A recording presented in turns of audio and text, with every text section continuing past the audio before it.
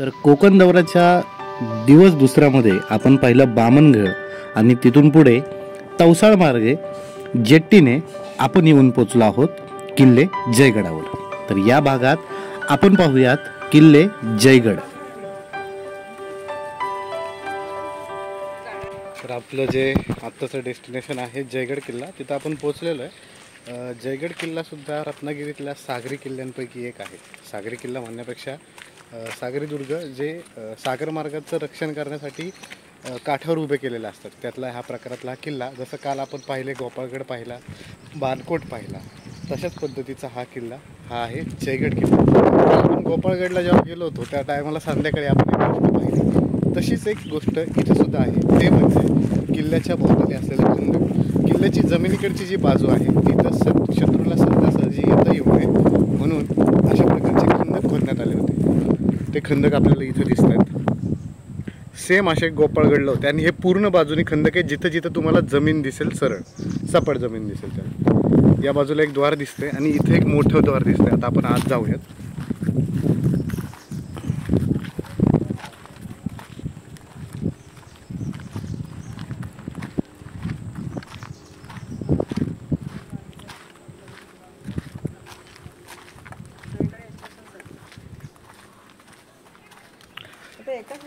याची रचना गोमुखीच आहे बघ.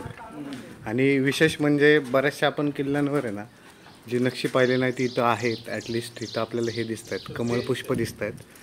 आणि हा जो भाग आहे हा 2 मजली आहे. आत्ता ह्याला बहुतेक सिमेंटनी थोडंसं हे केलं आहे आच्छादन याच्यावर, पण जास्त पडझड झालेली नाही आहे. आज जाऊयात. इथं दोन्ही बाजूला पहारेकऱ्यांचे देवळे आहेत.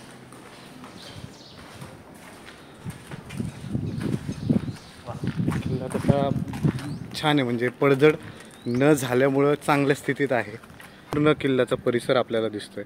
काही इमारतीसुद्धा आहेत. पलीकडे एक मंदिर आहे. आपण आता गोल फिरून आल्यानंतर बघूयात असते. हां, मला वाटतं मंदिरापासून आपण चालू करूयात उलटं. चल, बाजूला एक पाण्याचं टाकं दिसतंय समोर. किल्ला बघण्यासारखा आहे बरं का. कालपासून जे किल्ले बघितलेत त्यात हा तरी बघण्यासारखा आहे. भरपूर काय काय आहे. ही बरीच खोल विहीर आहे बाबू. केवढी खोल ही. यात पडला ना माणूस आयुष्यभर बाहेर नाही निघू शकत. धडकी भरली रे. समोर हे मंदिर आहे. इथं तळ दिसतंय.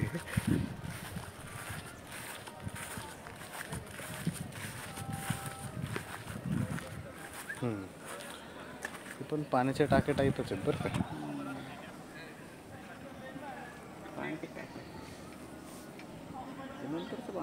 हो, किंवा खंदक रूपी काहीतरी दिसतंय. हे जुन्या इमारतीचे अवशेष पण आहेत. इथं पण आहेत. किल्ल्याची माहिती पण इथं दिलेली आहे.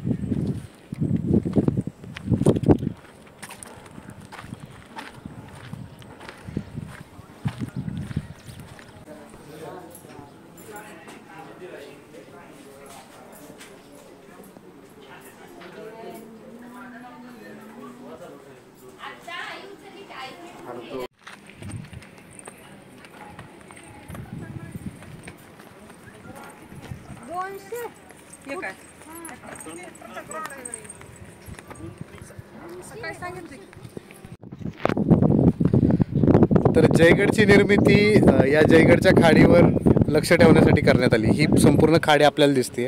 मगाशी आपण जेट्टीने आलो त्या ठिकाणी हे इथं याच्या पलीकडच्या बाजूने जेट्टी त्या बाजूला होती तवसाळची. त्याच्यानंतर त्याच्या पलीकडे येताना आपल्याला एक बुरुज दिसला होता. तर तो बुरुज म्हणजेच विजयगड आहे. तर जय विजय असे 2 किल्ले ह्या खाडीवर लक्ष ठेवण्यासाठी बांधण्यात आले होते याचा अंदाज येतो आपल्याला. आणि हा संपूर्ण खाडीचा परिसर आणि समुद्र इथं पुढे आहे, अरबी समुद्र. तिकडे जाऊयात आता आपण हळूहळू चालत. त्या बुरुजावर आत्ता आपण आहोत इथल्या. तर पुढे जाऊ आता. आणि हे समोर गणेश मंदिर आहे.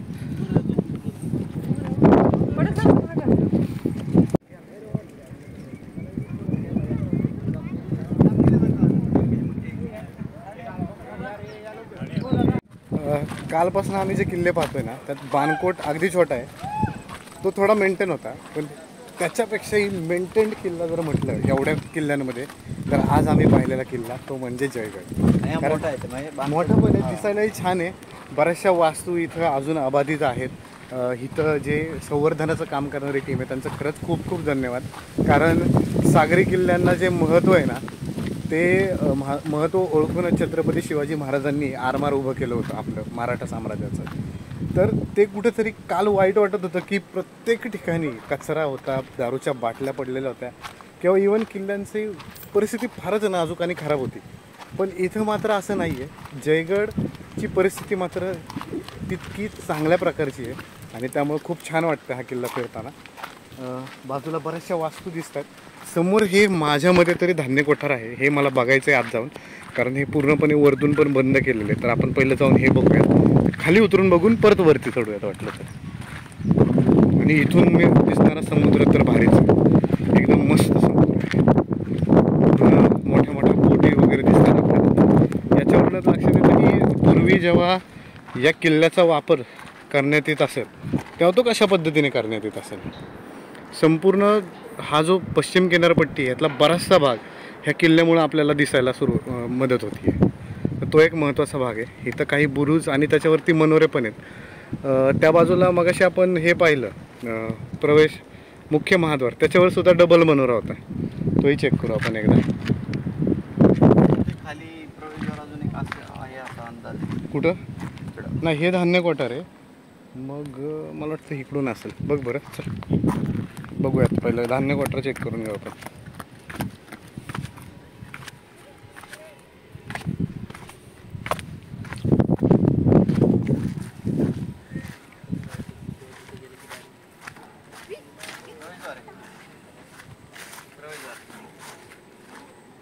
प्रवेशद्वार आहे हे. अरे वा, हे एक प्रवेशद्वार आहे या बाजूने, म्हणजे पश्चिम साईडचं जे प्रवेशद्वार आहे ते.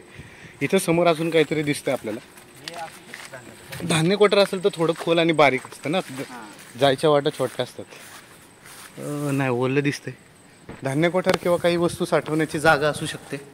अगदी छोटे आहे. नाही, पुढं बरंच आहे या साईडला सुद्धा. ॲक्च्युली पहारेकरांची देवडी आणि ते दोन्ही मिक्स ठेवलं आहे याच्यामध्ये. हे इकडून पण आत जाऊ शकतो बघ, इकडं पण आहे बघ, ये की. अरे हा, तर एक राहण्यासाठीची खोली वगैरे असू शकते. नाही तर छान आहे, पण मस्त आहे एकदम. या बाजूने काही प्रवेशद्वार आहे. इकडं आता आत जाऊयात आपण. चल इकडून जाऊ ना, वर चढून गायला खाली जाऊ ना. खाली काहीतरी दिसेल अजून. चिखल आहे पूर्ण खाली, फक्त जरा जपून. ही एक देवडी आहे आणि हे दुसरं प्रवेशद्वार जिकडून हे किल्ल्याच्या साईडने आपल्या समुद्राच्या साईडने असलेलं. मला हे दिसलं ना. हां हां हां, वाटलं की इथून प्रवेशद्वार असणार आहे. हे बघ, हे प्रवेशद्वार दिसते आपल्याला. हे याचे बुरुज इथं खाली आहे आणि खाली एकदा चेक करूयात आपण काय बघायला मिळतंय का.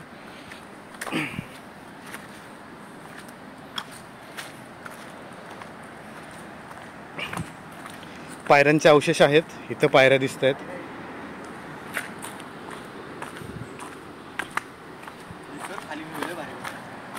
हो, खाली पण मला वाटतं बुरुज वगैरे आहे का, चेक करूयात का एकदा. समुद्राच्या बाजूने आपल्याला किल्ला काही असा दिसतो. हे प्रवेशद्वार आपल्याला समोर दिसतं या बाजूला. आणि आता आपण थोडं खाली जाणार आहोत. एकदा चेक करूयात खाली काय आहे का ते. समुद्र तर दिसतोय आपल्याला आणि भरती आल्यामुळं तुफान म्हणजे लाटा येत आहेत. जयगड समोरचा जो समुद्र किनारा आहे तिथं आम्ही आलेलो आहे. तिथून समुद्र असा दिसतो. मागे काही मोठ्या मोठ्या बोटी सुद्धा आहेत या बाजूला. आणि आता जयगडकडं बाकीच्या गोष्टी बघून आता आपण लगेच पुढे निघूयात. चला. हा, खाली पण जावा. काय खाली पण जावा म्हणजे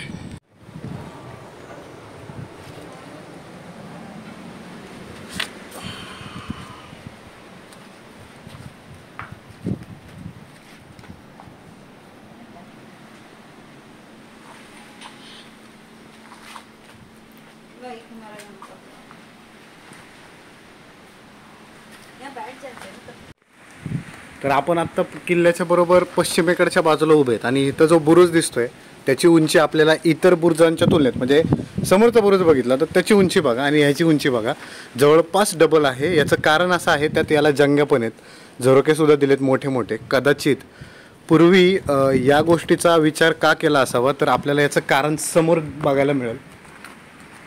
शत्रू समुद्री मार्गाने हल्ला करू शकतो. समुद्र मार्गावरून जर त्यांनी तोफा टाकल्या, हल्ला करण्याचा प्रयत्न केला, तर त्याला प्रत्युत्तर देता यावं म्हणून या भागालाच एवढ्या बरोबर समुद्रमार्ग जवळ असल्यामुळं असं मनोरा केलेलं आहे. आता या मनोऱ्याचं काम, या जंगा आपल्याला दिसत आहेत, जंग्यांचं काम आहे गोळ्या झाडण्यासाठी आहे. त्यानंतर हे जे मनोरे आहेत याच्यातून पाहण्यासाठी, त्याचप्रमाणे तोफा.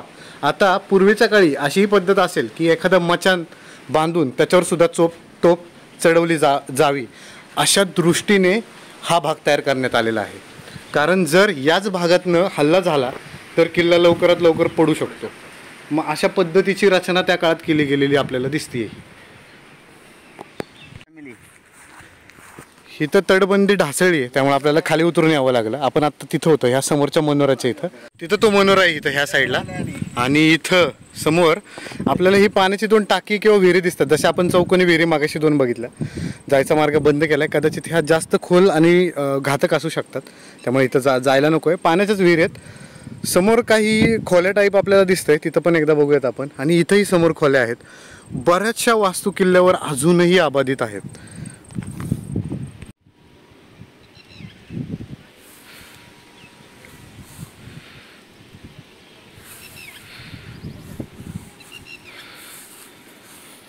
छोट्याशा खोल्या आहेत, बऱ्याचशा राहण्याच्या खोल्या किंवा धान्य कोठार असं काही असू शकतं. कदाचित या राहण्याच्याच खोल्या आहेत. वरती बुरुज दिसतोय. आता तिकडं जाऊयात आपण इथून आलो होतो बाहेर. आता आपला पूर्ण वेढा मारून झालेला आहे किल्ल्याला. जयगड किल्ला जो आहे हा शिलाहार राजा भोज याच्या कारकिर्दीत बांधला गेलेला किल्ला आहे. म्हणजे पूर्वीपासून हे जे व्यापारी मार्ग आहे समुद्राने चालणारे, यांच्यावर नजर ठेवण्यासाठी मुख्यतः या किल्ल्याचा वापर केला जायचा. शिलाहार राजा भोजनंतर ज्या बहमनी सत्ता आल्या, त्या बहमनी सत्तांमधली आदिलशाही जी आहे त्याच्या ताब्यात हा किल्ला बरेच दिवस होता. त्यानंतर छत्रपती शिवाजी महाराजांनी 1661च्या दरम्यान जे राजापूरची मोहीम हाती घेतली होती, त्या मोहिमेमध्ये त्यांनी हा जयगड किल्ला जिंकून घेतला. मुळात अजून एक गोष्ट तुम्हाला नमूद करावीशी वाटते की जयगड आणि विजयगड असे 2 किल्ले ह्या भागात होते. मगाशी मी जेव्हा तवसळ्याच्या बाजूने येत होतो तेव्हा मला एक बुरुज दिसला होता. त्या बुरुजाचा मी व्हिडिओ काढलेला आहे. मला तो किल्ला असल्याचं एक शंका आली, तर तो किल्ला विजयगड किल्ला आहे. म्हणजे या भागावर जयगड किल्ला आणि पलीकडच्याच डोंगरावर विजयगड किल्ला, असे 2 किल्ले, जोड किल्ले कदाचित शिलाहार राजा भोजने बांधले असावेत. छत्रपती शिवाजी महाराजांनी 1661मध्ये हा जिंकलाच, आणि त्यानंतर जवळपास 18व्या शतकापर्यंत कान्होजी आंग्रे यांच्या आधिपत्याखाली हा किल्ला होता. अतिशय देखणा आणि सुंदर किल्ला. तर इथून आता आपण निघणार आहोत आणि आता आपण जाणार आहोत रत्नदुर्गला. रत्नागिरीचा मुख्य किल्ला, ज्या किल्ल्यावरून रत्नागिरी असं नाव पडलं, किंवा रत्नागिरीचा रत्नदुर्ग, तो बघायला आपण जाणार आहोत. तर घेऊयात निरोप. पुढच्या प्रवासात भेटूयात आता.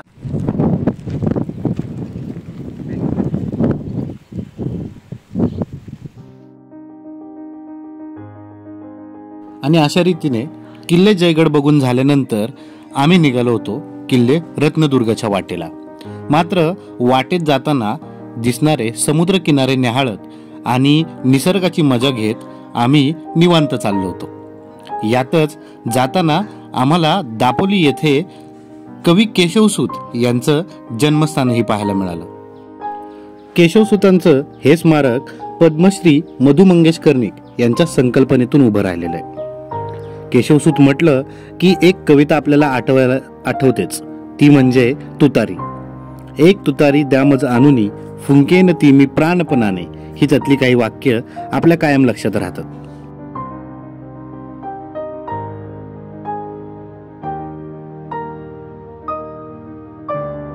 केशवसूतांचं जन्मस्थान पाहून झाल्यानंतर आम्ही पोचलो गणपतीपुळे येथे.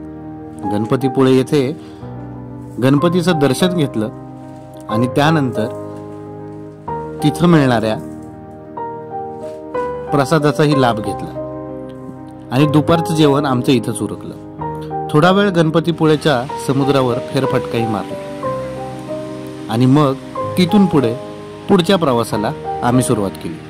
आमच्या पुढच्या प्रवासामध्ये होता रत्नागिरीतला सर्वात महत्त्वाचा किल्ला, किल्ले रत्नदुर्ग, आणि त्याच वाटेला आम्ही लागलो. तर पुढच्या भागात नक्की पहा किल्ले रत्नदुर्ग, रत्नागिरीचा किल्ला.